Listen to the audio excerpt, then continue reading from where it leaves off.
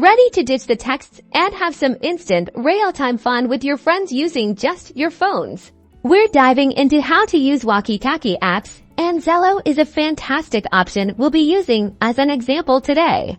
But the general principles will apply to many similar apps. First things first, head to your App Store, whether it's the App Store on iOS or the Google Play Store on Android, and download Zello. Type Zello in the search bar and tap the Install button.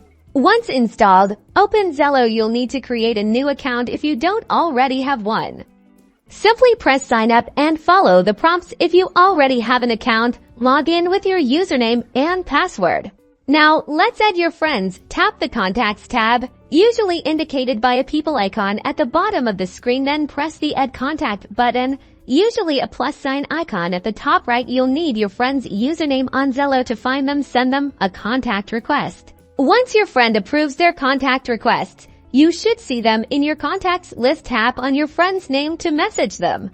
To start talking, find the large prominent button. This is your push-to-talk, or PTT, button. Simply press and hold it down while you speak. Imagine radio silence, and then release it. When you're done, your friend will hear your message instantly.